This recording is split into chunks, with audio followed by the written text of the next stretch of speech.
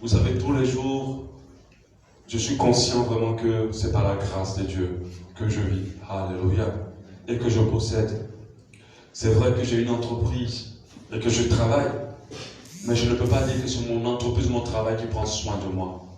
Car je sais que Dieu peut permettre qu'il n'y ait pas de clients. Car je sais que je peux travailler pour des clients et que les clients ne puissent pas me payer. Mais quand ils me payent, c'est la grâce de Dieu. Alléluia. Il faut que nous soyons plus conscients de Dieu et moins conscients de nous. Il faut que nous soyons plus conscients de la puissance de Dieu dans nos vies et moins conscients de nos efforts. Alléluia. Il faut que nous soyons plus conscients de Dieu dans nos vies. Et plus tu es conscient de Dieu, ton cœur reste toujours simple et humble. Tu ne te sens pas supérieur à qui que ce soit.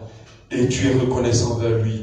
Et tu apprends à te reposer sur lui. Vous savez, lorsque quelqu'un se bat toujours à vouloir réussir sa vie sans intégrer Dieu, c'est parce qu'il n'est pas assez conscient de Dieu.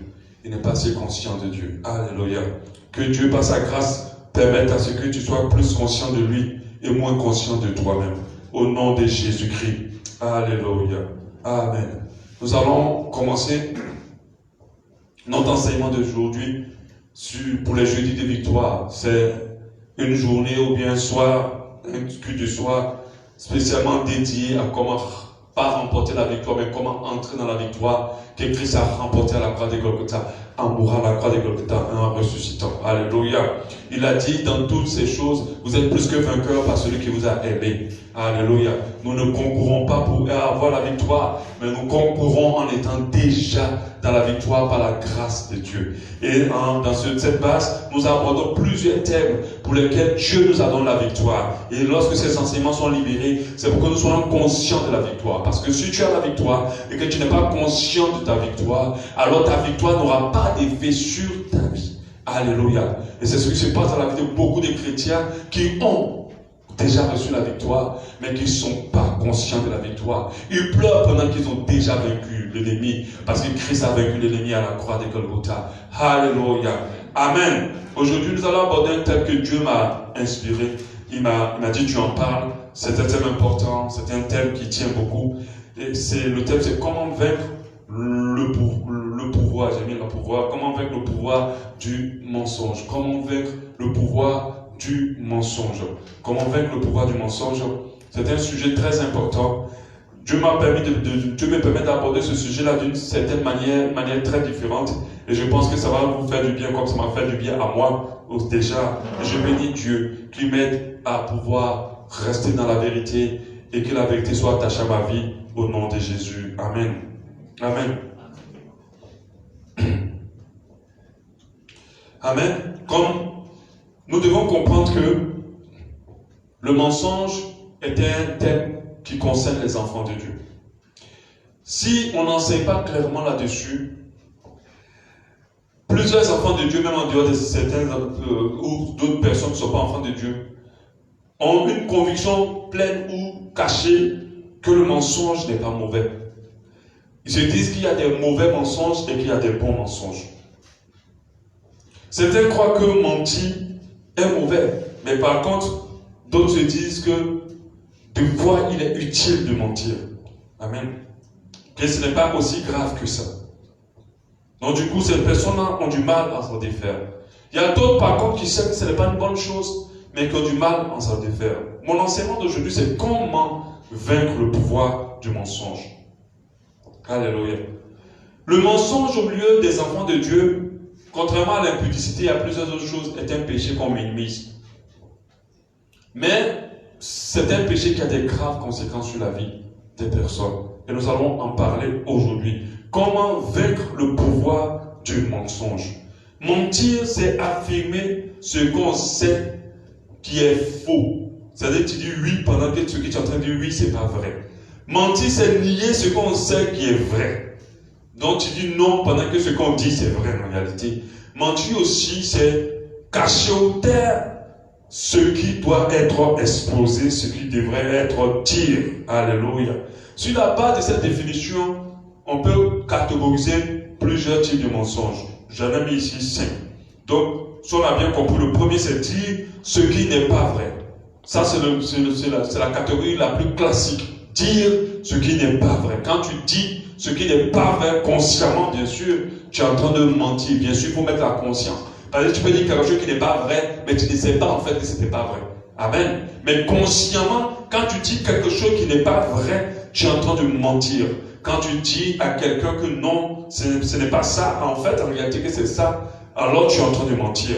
La deuxième catégorie, c'est nier ce qui est vrai. Lorsqu'on te dit, mais est-ce que tu étais rentré dans cette maison? Tu dis, non, je ne suis pas rentré dans cette maison. Pendant que c'est la vérité, tu es réellement rentré. C'est de nier ce qui est vrai. Ça, c'est aussi mentir, c'est une autre catégorie. La troisième catégorie, c'est de cacher ce qu'on doit dire. Amen. Parce que d'autres disent, je n'ai pas menti, c'est parce que tu ne m'as pas demandé. Je n'ai pas menti parce que tu ne m'as pas posé la question. Mais en fait, tu sais que tu devais le dire. Mais tu ne l'as pas dit, tu l'as juste bien caché en toi. D'autres disent que chacun de nous, chaque homme doit avoir son jardin secret ou quelque chose de bien caché qu'il n'a pas à dire. Alléluia. Et ça, c'est du mensonge. Le fait de cacher ce qu'on doit dire. Mais une autre base, une autre définition du mensonge, c'est le fait de dire ce qui est vrai avec une légère déformation. C'est aussi un mensonge. Des fois, tu dis la vérité, mais ce que tu ajoutes un peu dessus, pour ce que tu ajoutes n'est pas vrai, mais ça part d'une vérité. Alléluia. Et on voit aujourd'hui ce qu'on appelle le Congo-ça. Le Congo-ça, à la base, c'est du mensonge. Les gens parlent, mais ils ne transcrivent pas les choses de la manière dont elles se sont passées. Et ils le disent, ils ajoutent pour que ça soit plus croustillant, plus intéressant. C'est aussi dire ce qui est faux sur la base d'une vérité. Donc, tu parles de la fausseté et puis tu associes une petite vérité. Donc, comme tu associes une petite vérité, celui à qui tu parles va avoir plus confiance en toi. Et tout ça, c'est mentir. Alléluia. Pourquoi sommes-nous poussés à mentir? Ça, il faut comprendre le pourquoi pour pouvoir sortir de là. Parce que je vous assure, plusieurs personnes dans la foi, dans la marche chrétienne, sont convaincues que le mensonge n'est pas aussi grave. Mais si elles ne sont pas délivrées de ça, elles vont aller par la grande voie en enfer sans comprendre que ça, c'était un péché grave dans leur vie. Alléluia. Pourquoi plusieurs nous sommes poussés à mentir? J'ai dit non parce que je m'intègre aussi dedans. Il arrive des fois qu'on glisse quelque part en se disant oui, voilà, on justifie. Mais des fois qu'on rentre le soir dans la présence de Dieu, on dit Seigneur, pardonne-moi. Je pense que je n'ai pas bien dit la vérité cette partie-là. J'ai menti. Alléluia.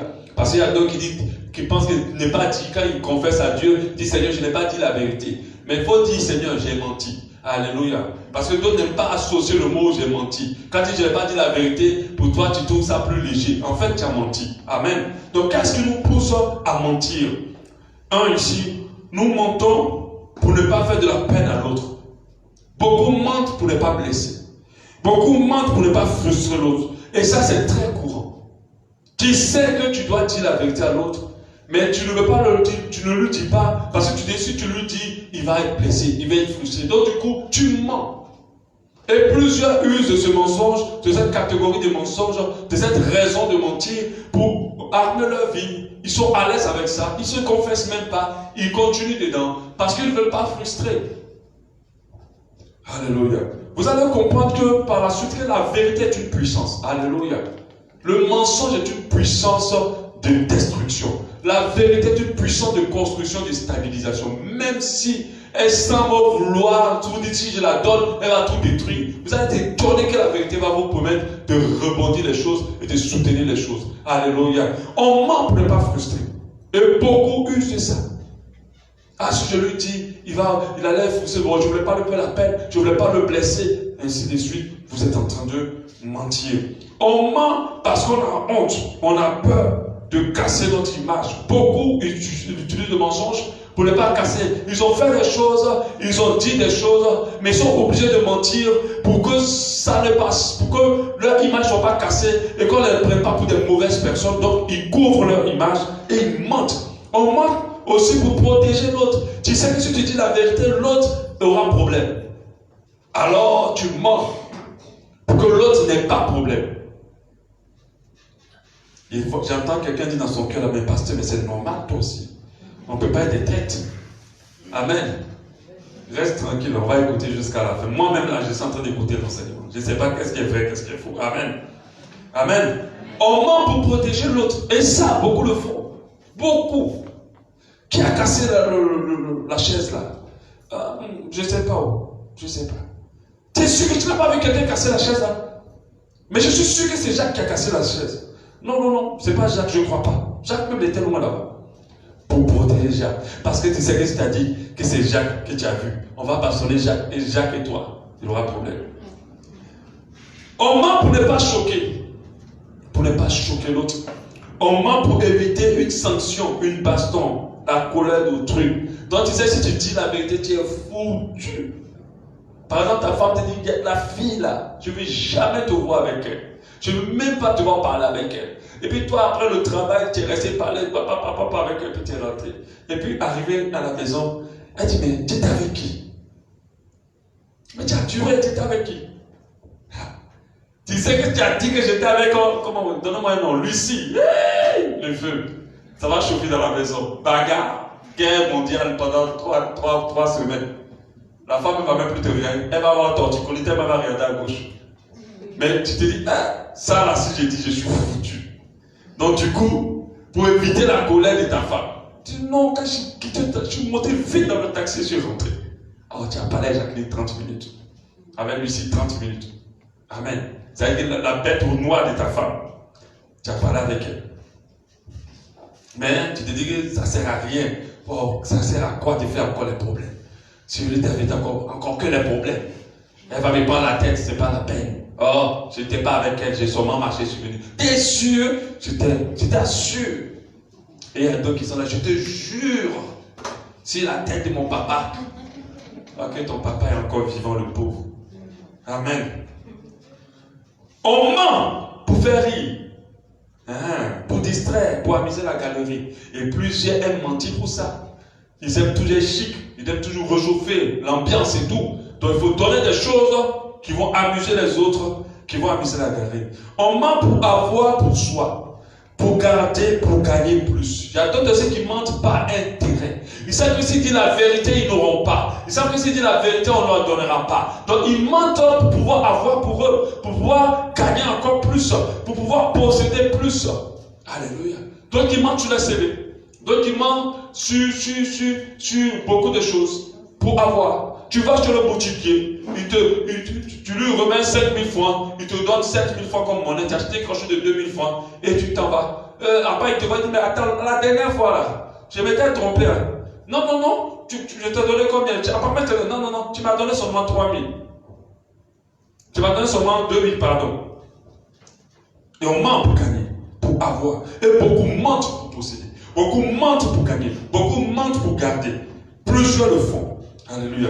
On ment pour avoir des avantages des autres. Tu sais que si tu dis la vérité, la personne ne te donnera pas ce que tu veux. Donc tu es obligé de mentir pour qu'il te donne ce que tu veux. Et plusieurs sont dans ça. Ils mentent pour avoir des avantages des autres. Ils ne disent pas la vérité pour que les autres puissent leur donner ou leur accorder leur faveur, leur grâce, ou leur ouvrir leur porte, leur ouvrir leur maison. Parce qu'il y a des gens que tu aides, que tu soutiens. Si tu sais ce qu'ils ont fait dans ton dos, tu ne vas même plus les soutenir, mais ils ne vont jamais te dire ce qu'ils ont fait dans ton dos, parce qu'ils veulent garder ta faveur. Ils veulent garder ce que tu as leur donné. On ment pour faire du mal aussi, pour tromper, pour escroquer. Alléluia. Tu peux d'autres vont mentir sur le compte de l'autre.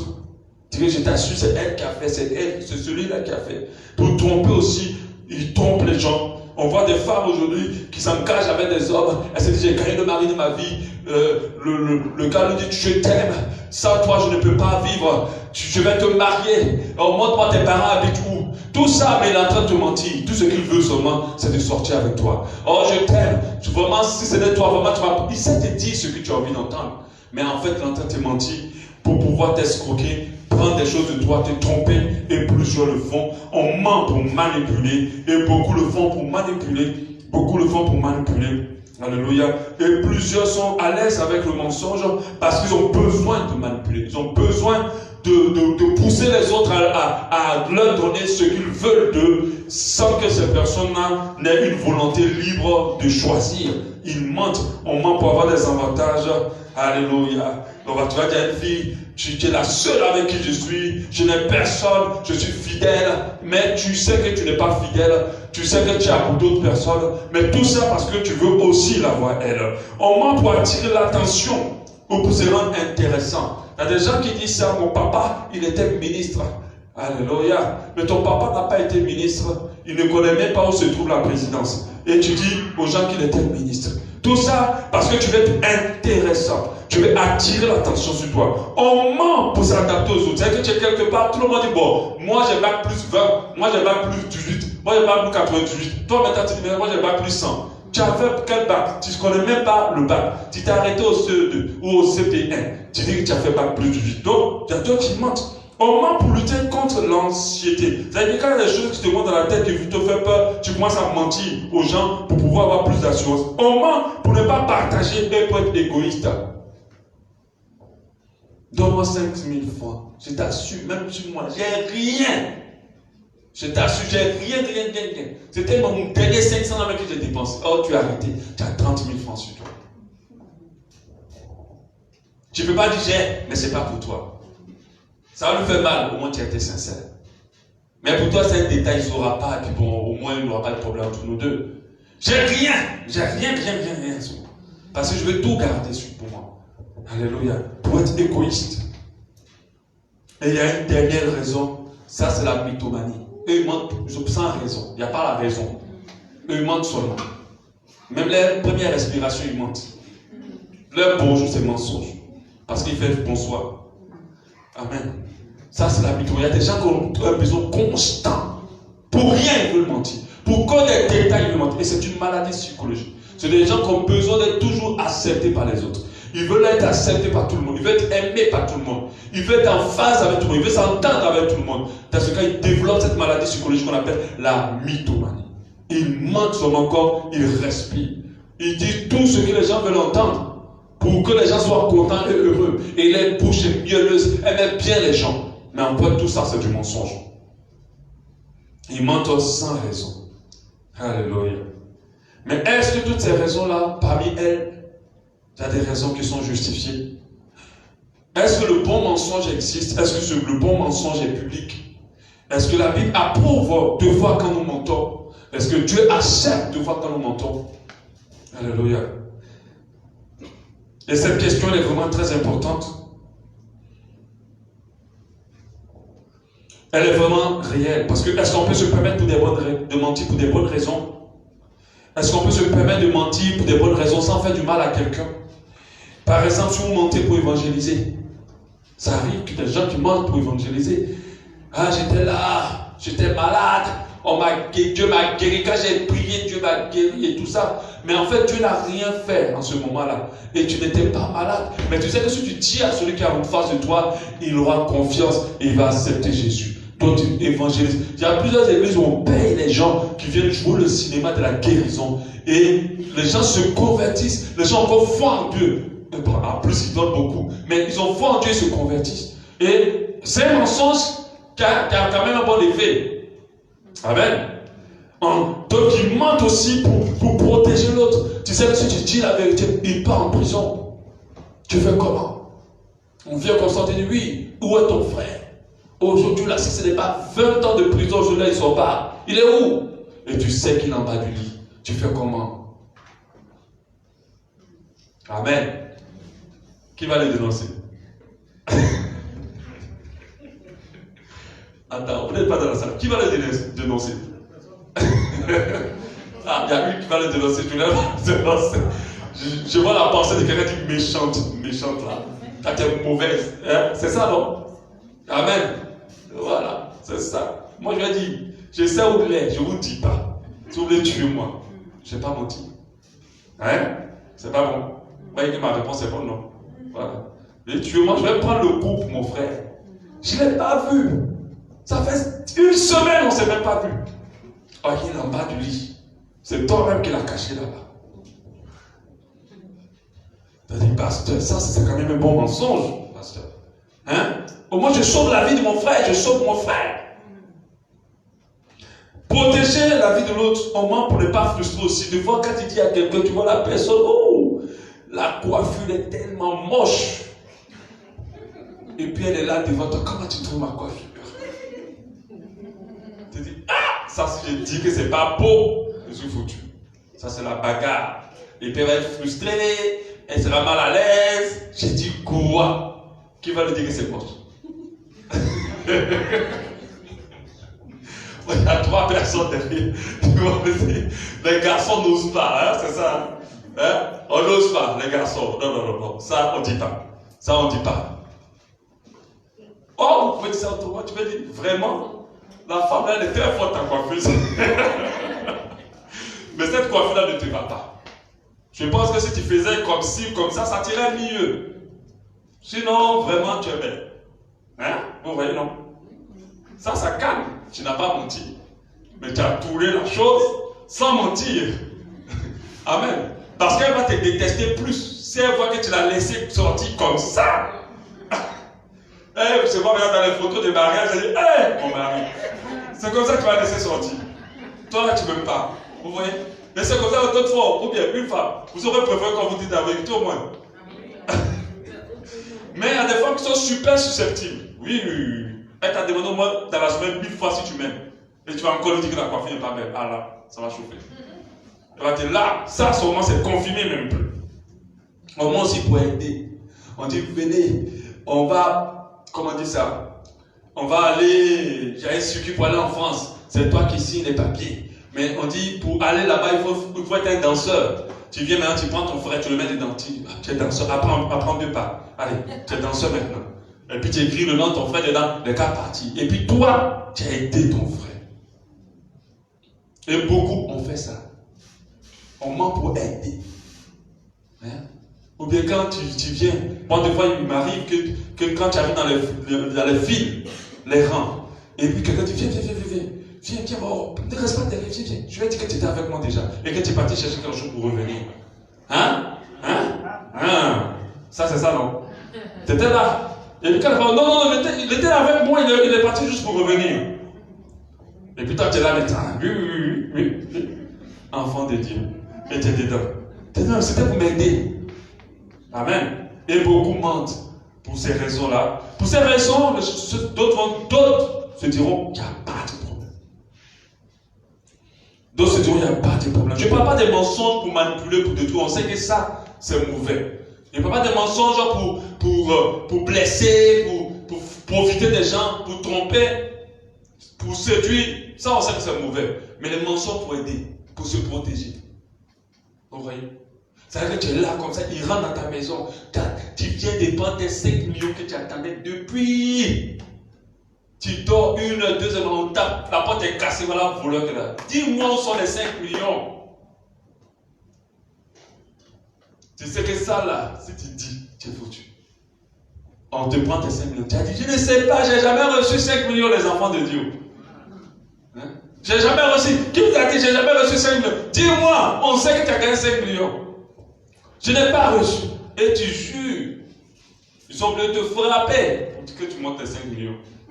Tu vois. Et après, ils n'ont plus la foi. Parce que toi-même qui étais dit chrétien, tu les as menti. Amen. Tu les as menti. Mais 5 millions, c'est quoi? Prenez. Tu veux monter là-bas, c'est encore prêt. Amen. Ah, c'est quoi? À cause de 5 millions, ils vont te frapper. Ils vont toujours prendre. Mais tu as menti. Tu as fauté 3 fois. Un d'abord, ils ne vont pas se convertir, mais tu as menti. 2 encore, ils vont prendre ton argent, puis 3, ils vont te frapper. Parce qu'ils ont donné le montant, ils savent que tu as 5 millions. Et donc, ils disent, pasteur, non, là, moi, en tout cas, je vais mentir. Sérieusement, 5 millions. Je vais bien mentir même. Et vous allez mentir. Et là, c'est pas vrai. Alléluia. Est-ce que le mensonge peut être bien devant Dieu? Peut être justifié comme une bonne chose devant Dieu? Quelqu'un va me dire, pasteur, c'est même pas une question à poser. Le mensonge, c'est mauvais. Directement, quelqu'un va me dire, c'est mauvais, c'est pas une question à poser. Mais je vais dire à cette personne, dans la Bible, il y a 2 grands hommes de Dieu qui ont menti. Bien menti, c'est même pas un mensonge comme ça. Bien menti. Qui connaît le premier? Abraham. Il ne s'appelait pas quoi? Abraham. Abraham a menti. Abraham. Il est parti avec sa femme en Égypte. Saraï. À l'époque, c'était encore Saraï. Et comment sa femme était tellement belle. Il s'est dit, s'il dit que c'est sa femme, il va le tuer pour prendre sa femme. Non, lui, c'est même pas tuer, lui, c'était même les faveurs. C'est l'autre qui voulait, qui protégeait sa vie. On va lire un peu quand même, ça serait bien. Genèse 12, 14. Lorsque Abraham fut arrivé en Égypte, les Égyptiens virent que sa femme était forte, fort belle. Quand il dit fort belle, elle était vraiment belle. Et à leur époque, quand tu as une belle femme, il faut être forte aussi puissante, sinon on t'en arrache. Les grands de Pharaon la virent et aussi la vantaient à Pharaon. Et la femme fut emmenée dans la maison de Pharaon. À leur époque, toutes les belles femmes appartenaient au roi. Tu ne peux pas être belle et puis appartenir à quelqu'un dans le peuple. Les vilaines étaient pour le peuple, mais les belles étaient pour le roi. Donc si toi tu as une belle, on venait te l'arracher pour le roi. Donc déjà, pour ne pas qu'on lui arrache sa femme, il va commencer à mentir. Il traita bien Abraham à cause d'elle. Abraham reçut des brebis, des bœufs, des ânes, des serviteurs, des servantes, des ânesses et des chameaux. Mais l'Éternel frappa des grands plaintes Pharaon et sa maison au sujet de Sarai, femme d'Abraham. Et alors, Pharaon appela Abraham et dit, qu'est-ce que tu m'as fait? Pourquoi ne m'as-tu pas déclaré que c'est ta femme? Pourquoi as-tu dit, c'est ma soeur? Aussi l'ai-je prise pour ma femme. Maintenant, voici ta femme, prends-la et va-t'en. Et Pharaon donna ordre à ses gens de le renvoyer, lui et sa femme, avec tout ce qui lui appartenait. Donc, il voulait deux choses. Un, qu'on ne lui arrache pas sa femme de force, mais deux, il voulait les faveurs. Regarde tout ce qu'on lui a donné à cause de sa femme. Mais eux pensaient que c'était sa soeur. Amen. Et quand ils ont pris la femme d'Abraham, la malédiction est tombée sur eux. Mais Abraham a menti pour se protéger. Mais est-ce que Dieu était d'accord avec le fait qu'il mente? Est-ce que Dieu était d'accord? Quand tu dis non, mets-toi à sa place, tu aurais fait comment? Parce que les gens aiment beaucoup parler, mais quand ils sont dans la pratique, c'est là qu'on voit. Amen. Tu sais que, parce que c'est une situation à double tranchant. Tu sais que si tu dis, c'est pas ma femme, c'est ma soeur, d'abord on va pas te tuer, et en deux, on va te donner beaucoup d'argent. Et beaucoup de biens. Si tu dis que c'est ma femme, d'abord ne te donnera rien, et puis on va te tuer. Donc, il a menti. Or, c'était un homme, un serviteur de Dieu exceptionnel. C'était un serviteur de Dieu qui a servi Dieu, un homme de foi. Alléluia. Il était exceptionnel, mais il a menti, il a dit c'est sa sœur. Et on a l'autre personnage, ce personnage c'est Isaac, bien sûr. Isaac aussi a vécu la même chose. Le fils direct d'Abraham a fait le même mensonge. Quand il est parti à Guéra plutôt, les gens le questionnaient au sujet de sa femme. Il a dit c'est ma soeur, parce qu'il craignait qu'on le tue. Après quand les gens observaient comment il jouait avec sa soeur, ça c'est pas sa soeur, c'est sa femme. Et lui il avait grandement menti, mais il avait menti plus pour se protéger. Parce que là on allait le tuer. Si on savait que c'était sa femme, ils allaient chercher à la prendre. Parce qu'à leur époque, la femme était un bien. Était, je précise. La femme aujourd'hui n'est pas un bien. À leur époque, la femme c'était un objet de richesse. Une personne pour dire, c'est pour moi, elle est ma richesse. Donc plus vous en avez de belles, et vous en avez en grande quantité, vous êtes un homme important et riche. Donc il savait que s'il disait la vérité, on allait le tuer aussi. Et quand Abimelech a appris ça, il a donné l'ordonnance à personne de toucher cette femme et ça a protégé. Mais il avait quand même menti, Isaac. Donc quand on regarde ce qu'on peut se dire, ah, le mensonge est quand même bon d'un côté. Qui est d'accord avec ça? Il ne faut pas avoir honte. Dis. Dis la vérité. D'un côté, c'est quand même bon, ou bien? Hein? Alors, dis la vérité. Ah. Tu es en train de me mentir même quand tu ne le parles même. Tu mens. On fait l'enseignement. On n'a même pas fini de faire l'enseignement. Tu es déjà en train de faire l'enseignement. Hein? Dis la vérité. Qui pense que c'est quand même bon d'un côté? Que de temps en temps, c'est ce que j'ai beaucoup entendu. De temps en temps, un petit mensonge par-ci, par-là. Bon, ça peut aller. Hein? Il y avait tant petit et il y a gros mensonge. J'ai lu la Bible partout. Je n'ai pas vu que le mensonge avait un adjectif. Je ne savais pas qu'il y avait petit et il y avait gros. Je n'ai pas vu dans la Bible qu'il y a petit et il y a gros mensonge. Je n'ai vu aucun enseignement qui en parle de petit et gros mensonge.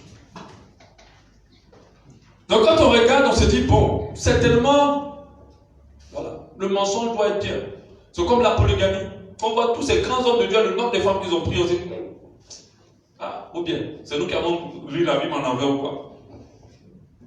Tu vois les nombreuses femmes. Et j'ai vu un homme de Dieu sur Facebook qui enseignait dessus. Du, quand tu écoutes ça, là, si tu n'es pas forgé dans la foi, il ne faut pas l'écouter. Sinon, il est tellement convaincant. Il dit il y a beaucoup de femmes, et il y a un peu de garçons. Comment vous voulez que ces femmes-là restent célibataires? Comment nos serviteurs de Dieu, que nous adorons, Abraham, nous aimons, nos modèles, ont eu beaucoup de femmes. Et puis Dieu peut permettre que on soit d'accord que c'est faux l'enseignement d'une femme et un homme. Donc il faut avoir plusieurs femmes. Et il a plusieurs hommes autour de lui. Amen, amen, amen. Et ça criait comme ça. Et il disait que comment vous laisser les pauvres filles rester seules? Il faut en marier plus. Ce n'est pas biblique. Alléluia. Mais quand je pose cette question, elle a quand même du sens. Parce que quelqu'un va me dire, pasteur, ça n'a pas de sens de poser est-ce que le mensonge peut être bon? Mais ça a du sens. Parce qu'il y a un passage de la Bible que les gens traduisent mal, qui parle un peu du mensonge. Alléluia, on va le lire. Ce passage-là, c'est Romains 3, à partir du verset 1. Il dit, quel est donc l'avantage des Juifs ou quelle est l'utilité de la circoncision? Il est grand de toute manière, et tout d'abord en ce que les oracles de Dieu leur ont été confiés. Et quoi, si quelques-uns n'ont pas cru, leur incrédulité anéantirait-elle la fidélité de Dieu? Loin de là, que Dieu au contraire soit reconnu pour vrai, et tout homme pour menteur, selon qu'il est écrit, afin que tu sois trouvé juste dans tes paroles, et que tu triomphes lorsqu'on te juge. C'est ce qu'il dit. Mais notre injustice établit la justice de Dieu. Que dirons-nous? Que Dieu est-il injuste quand il déchaîne sa colère? Je parle de manière des hommes, de la manière des hommes. Loin de là, autrement, comment Dieu jugerait-il le monde? Au verset 7, il dit, et si par mon mensonge, écoutez bien, et si par mon mensonge, la vérité de Dieu éclate davantage pour sa gloire, pourquoi suis-je moi-même encore jugé comme pécheur? Donc si je mens et que les gens sont, Dieu est glorifié, pourquoi on me juge comme pécheur? Et quand quelqu'un a lu ce passage, il a dit voilà, un mensonge qui peut aider, qui peut sauver, qui peut faire du bien, alors est un mensonge qui est validé et reconnu par Dieu. Voilà ce que l'apôtre Paul a dit. Il dit ainsi, parce que la personne comprend du genre, si je dois mentir pour que les gens soient sauvés, alors pourquoi on me condamne? C'est ce que d'autres voient ici. Si je dois mentir pour que d'autres soient sauvés, pourquoi on me condamne? Et c'est ce qu'ils ont compris. Mais faites attention, c'est une question qu'il pose. Ce n'est pas une affirmation. Et quand il est en train de parler plus haut, il parle vraiment de la justice, du Dieu qui est juste. Alléluia. Il ne faut pas confondre la parole de Dieu. Vous savez, beaucoup de personnes, si tu veux trouver quelque chose, si tu veux justifier quelque chose par la Bible, même les choses les plus pires, tu peux les justifier. La Bible, il faut la lire avec l'Esprit de Dieu. Si tu ne la lis pas avec l'Esprit de Dieu, je t'assure, tu peux tout comprendre à l'intérieur de la Bible. Tu peux tout comprendre. Même la pédophilie peut être justifiée par la Bible. Même l'homosexualité. Je vous ai parlé de l'association Jonathan et David. Mais David dit à Jonathan qu'il a aimé Jonathan comme on aime une femme. Ah, c'est pas clair. Pour quelqu'un, c'est évident qu'ils étaient homosexuels. J'avais une ONG qui protège les homosexuels qui s'appelle Jonathan et David. Donc c'est le nom de la Bible là même qu'ils ont pour mettre sur leur ONG. Pendant que Dieu a détruit Sodome et Gomorrhe. Tu peux tout justifier par la Bible, mais avec quel esprit tu lis la Bible? Si tu le lis, si tu la lis avec le Saint-Esprit, alors tu vas comprendre clairement des choses. Non et non et non. Il n'y a pas de bons mensonges. Tous les mensonges sont mauvais. Tous les mensonges ne sont pas de Dieu. Tous les mensonges ne produisent pas la vie. Tous les mensonges ne sont pas de Dieu. Tous les mensonges ne sont pas justifiables. Alléluia. Le mensonge n'est pas comme la jalousie. La jalousie a deux côtés. Il y a la bonne jalousie et il y a la mauvaise jalousie. La preuve que Dieu est jaloux. Mais sa jalousie, c'est pour nous protéger contre les mauvais dieux. La jalousie dans notre couple protège le conjoint contre l'adultère. Si tu n'es pas jaloux dans ton couple, tu vas pousser toi-même l'autre à aller coucher ailleurs. Mais le mensonge n'est pas comme la jalousie. Il y a la bonne jalousie et il y a la mauvaise. La mauvaise jalousie, c'est cette jalousie où tu vas détruire la vie de la personne. La surveiller, la l'oppresser, aller faire par là ici, aller faire par là. Ça, c'est la mauvaise jalousie. Mais la bonne jalousie, s'il est rentré 2 heures, plus de 2 heures que d'habitude, tu dois dire, mais tu es bien, oh, tu me dis où tu étais. C'est quand même important de savoir. Oh, arrête d'être jaloux, j'étais. Non, mais tu ne peux pas passer autant de temps avec celle-là. Parce que toi, en tant que femme, tu vois que la fille a fait des jeux plein d'œils qui ne sont pas sanctifiés à ton mari. Mais les hommes, non, on ne voit pas ça vite. Mais les femmes, elles voient vite. Comme elles se connaissent entre elles-mêmes. Mais quand elle dit, cette fille-là, je la sens pas. Oh, tu es jalouse. Mais ça te protège. Parce que le temps que tu t'en rends compte, voilà, toi et la fille, là, vous êtes en train de faire des acrobaties. Et tu ne sais pas comment tu vas t'arranger. Amen. Mais la jalousie protège. Elle a 2 faces. Mais pas le mensonge. Pourquoi? Parce que le mensonge n'a qu'une seule origine. Le diable. Le mensonge n'a pas 2 origines. Ça n'a qu'une seule origine. Le diable. La parole de Dieu dit qu'il est le père du mensonge. Et quand il ment, il parle de son propre fond. C'est quand lui éternise comme ça, c'est le mensonge. Il a utilisé le mensonge pour confondre Adam et Ève. Pour les amener dans les problèmes. Il a utilisé le mensonge pour pouvoir avoir l'adoration de Jésus.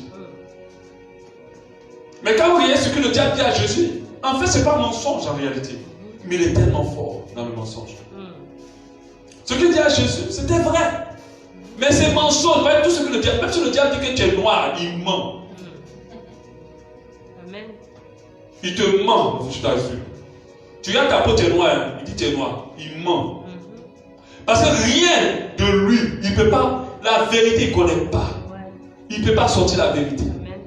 La vérité n'est pas dans lui-même. Le mensonge n'a qu'une seule origine. Le diable. Peu importe comment tu amuses pour pouvoir te protéger ou avoir des choses, tu es en train de partiser. Tu es en train d'attacher à l'ennemi. Tu es en train de pouvoir avancer encore avec les ténèbres. Mais pas avec Dieu. Parce que Dieu et le mensonge, ils n'ont rien à avoir. Il n'y a rien entre Dieu et le mensonge. Le mensonge vient des ténèbres. Peu importe la raison. Même si tu ne peux pas frustrer quelqu'un, tu es en train de pouvoir faire poser un acte qui glorifie l'ennemi, le diable, et non pas Dieu. Dieu ne va pas t'applaudir parce que tu as veillé à ne pas blesser l'autre en ne lui disant pas la vérité. Récemment, je fais un songe et Dieu me dit, tu parles. Dieu m'a montré un truc, je ne me rappelle pas bien du songe, mais le titre du songe, Dieu m'a dit, tu n'es pas de fois très clair avec les gens. Il m'a dit ça. Il m'a dit que tu ne dis pas vraiment la vérité. Bon, pas la vérité, il y a des choses que tu dois dire aux gens, mais tu ne les dis pas. Tu leur fais croire qu'il n'y a pas de problème, en réalité, il y a un problème. Et Dieu m'a dit, tu règles ça. Et je me suis levé, j'ai demandé pardon. Mais quelqu'un m'a dit, ce n'est pas un vrai mensonge quand même, parce que ça même pas bon. Mais non. Dieu est un Dieu minutieux. Amen. Dieu est un Dieu sanctifié. Amen. Un Dieu simple, je pouvais dire. Il va jusqu'au détail. Quand tu montes dans une profondeur d'adoration avec Dieu, tu vas te rendre compte qu'il y a des choses que tu ne peux plus te permettre. Parce que c'est trop. Même si c'est un détail pour quelqu'un, mais pour Dieu, c'est grave. Amen. Alléluia. Amen. Et ça, tu dois le comprendre. Jean 8, 44, tu dis, vous avez pour père le mensonge, le diable, pardon, et vous voulez accomplir les désirs de votre père. Il a été maîtrisé dans le commencement. Il ne se tient pas dans la vérité. Parce qu'il n'y a pas de vérité en lui. Donc le diable ne peut pas dire la vérité. Quand il te dit que tu es noir, il est en train de te mentir même. Pendant que tu es noir. Lorsqu'il profère le mensonge, il parle de son propre fond. Donc c'est tout ce qui est. Quand il est terrible, c'est que le mensonge du sort. Ce qui constitue le diable, c'est le mensonge personnalisé. Car il est menteur et le père du mensonge. Quand on dit quelqu'un est père du mensonge, dans ceux qui font le mensonge sont quoi? Fils du père du mensonge. Donc il faut comprendre qu'on ne doit pas s'habituer à ça. On ne doit pas accepter cela. On ne doit pas demeurer dedans. On ne doit pas être à l'aise avec un mensonge. C'est fait que quand le Seigneur va venir prendre ses enfants, il y a d'autres qui vont être naturellement disqualifiés parce qu'ils sont à l'aise avec le mensonge. Ils ne pourront pas être sauvés. Moi, même quand je ne dis pas la vérité clairement, je ne suis pas en paix. En plus, il faut dire, mais toi, tu as menti. Car devant les gens. Et puis, il n'y a plus de problème pour toi. Tu es là, tu marches, tu manges, tu dors, tu respires. Tu viens lever tes mains pour adorer ton Dieu. Alors que tu as menti. Mais tu montres clairement que tu n'appartiens pas à Dieu. Parce que celui qui a l'esprit de Dieu ne peut pas être à l'aise avec le mensonge. La vérité est salutaire. La vérité, même si ça gâte, ça va mieux arranger. Je t'assure. Je vous ai expliqué cette histoire de cette femme, cette jeune fille qui avait un fiancé. Et ce fiancé vivait avant en France. Et en France, malheureusement, il vivait dans l'homosexualité. Il était vraiment à fond là-bas. Et quand il revient, c'est un témoignage du Congo. Quand il revient au Congo, vraiment Dieu le touche et se convertit. Et il abandonne tout ça. Et par la grâce de Dieu, il tombe amoureux d'une fille et il se met avec elle. Maintenant, dans les entretiens, je crois que c'est le pasteur Dallot qui les entretenait. Il pose des questions, il parle, ouais, les entretiens des couples, on dit, mais on ne dit pas tout. Il parle en haut, mais l'esprit dit ça, tu dois dire. Parce que c'est quand même, comme j'ai dit, mentir, c'est aussi cacher quelque chose qui doit être révélé. Parce qu'il y a d'autres qui disent c'est mon passé. Ils n'ont pas besoin de savoir. Mais c'est du mensonge de le cacher.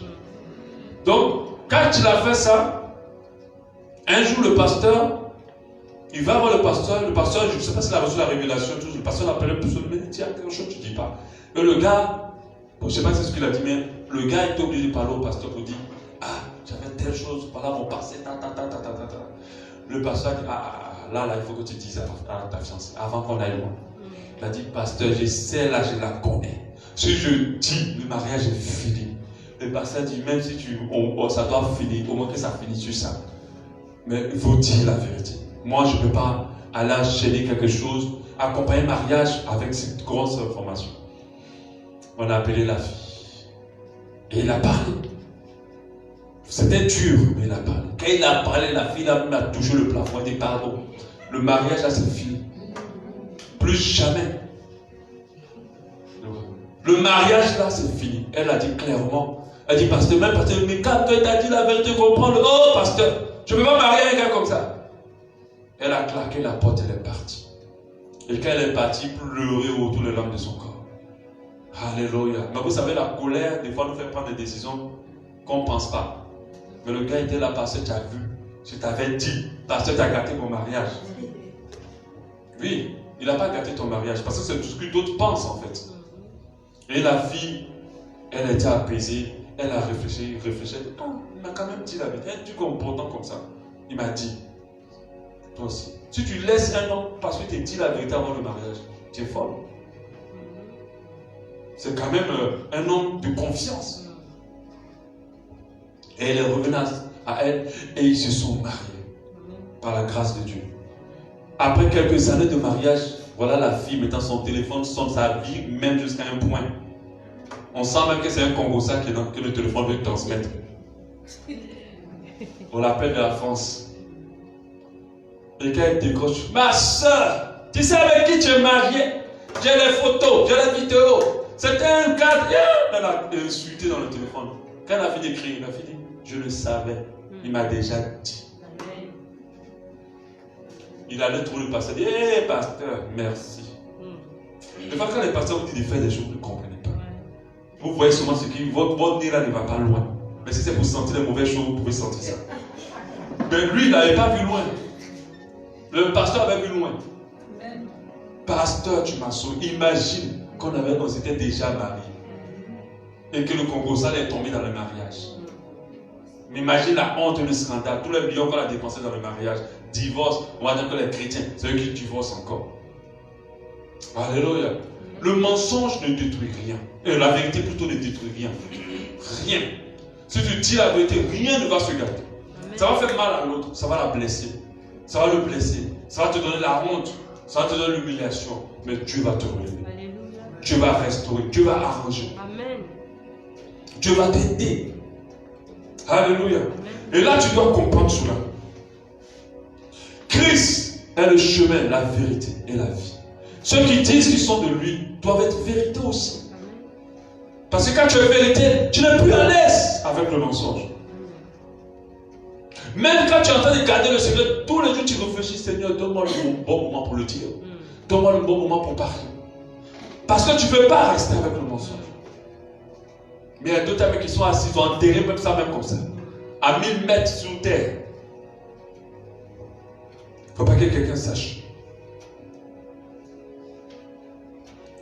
Je vais aborder pourquoi ne plus mentir. On va arrêter sur ça. Pourquoi ne plus mentir? Pour parler des conséquences du mensonge. Nous devons comprendre que le mensonge est un péché devant la parole de Dieu. Et quand on parle de péché, on sait qu'il y a des conséquences. Colossiens 3, 9, ne mentez pas les uns aux autres. Vous êtes dépouillés du vieil homme et des œuvres, de ses œuvres, et ayant revêtu l'homme nouveau qui se renouvelle dans la connaissance selon l'image de celui qui l'a créé. Donc c'est un péché. Le mensonge en deux vole la paix, la joie, en instaurant dans le cœur de celui qui ment et qui cache la vérité, la peur, la crainte d'être découvert. Donc quand tu es dans le mensonge, tu n'es pas en paix. Tu as toujours la peur qu'on te découvre. Tu as toujours la peur qu'on t'attrape. Quand quelqu'un vient t'attraper pour dire, toi là, viens on va parler, il faut qu'on parle. Tu commences à trembler, tu dis, qu'est-ce que la personne a découvert? Tu n'es jamais en paix. Quand tu es dans le mensonge, tu ne peux pas être en paix. Le mensonge attire l'opprobre sur la vie des personnes. La Bible dit en Job 31,5, si j'ai marché dans le mensonge, si mon pied a couru vers la fraude, que Dieu me pèse dans la balance juste et il reconnaîtra mon intégrité. Job est en train de dire que pourquoi j'ai l'opprobre sur moi? Est-ce que j'ai menti? Est-ce que j'ai vécu dans le mensonge? En fait, on a fait un lien entre le mensonge et l'opprobre. L'opprobre, c'est le fait que ta vie ne va pas décoller. C'est le fait que la malédiction s'attache à toi. C'est le fait que tout ce que tu fais ne va pas loin. C'est ça l'opprobre. Le mensonge attire l'opprobre. Mentir souille nos cœurs. La parole de Dieu nous dit en Somme 24, 4. Celui qui a les mains innocentes, le cœur pur. Celui qui ne se livre pas son âme au mensonge et qui ne jure pas pour tromper. Or, nous savons que la parole de Dieu dit, heureux ceux qui ont le cœur pur. Lorsque quelqu'un vit dans le mensonge, ment, alors son cœur se souille. Mentir fait du mal à l'autre, blesse l'autre, détruit l'autre, détruit les bonnes relations, détruit et divise. Pendant que toi tu es en train de mentir, tu te sauves, mais tu es en train de détruire l'autre. Tu es en train de blesser l'autre. Tu es en train de faire du mal à l'autre. Parce que tu mens pour avoir, tu mens pour pouvoir profiter. Mais ce que tu es en train de faire à l'autre, tu peux détruire une communauté, tu peux détruire une maison, tu peux détruire une famille à cause du mensonge. Or, si tu avais commencé à dire la vérité, tout cela sera protégé. Tu peux détruire des relations importantes à cause du mensonge. Tu peux rater des occasions d'affaires, des occasions de réussite à cause du mensonge. Parce que tu as tellement menti qu'on n'a plus confiance. Mentir va te discréditer. Te faire passer pour un mauvais et malhonnête. Il y a des femmes aujourd'hui qui ne croient plus à leur mari, qui sont obligées d'être la police des règles, les surveiller, parce qu'elles ne croient plus, ils ont tellement menti qu'elles ne croient plus. Et le jour où ils disent la vérité, elles ne croient pas. Il y a des gens qui ont été accusés justement parce qu'ils ont trop menti. C'est toi qui vole toujours le yaourt. Mais un jour le yaourt disparaît, on va te dire que c'est toi. Et puis il y a d'autres, on va les frapper. Oh, c'est pas eux qui ont bu le yaourt cette fois-ci. C'est un autre qui a volé, mais c'était eux. On dit que c'est eux. Le mensonge attire la misère, la malédiction et la ruine.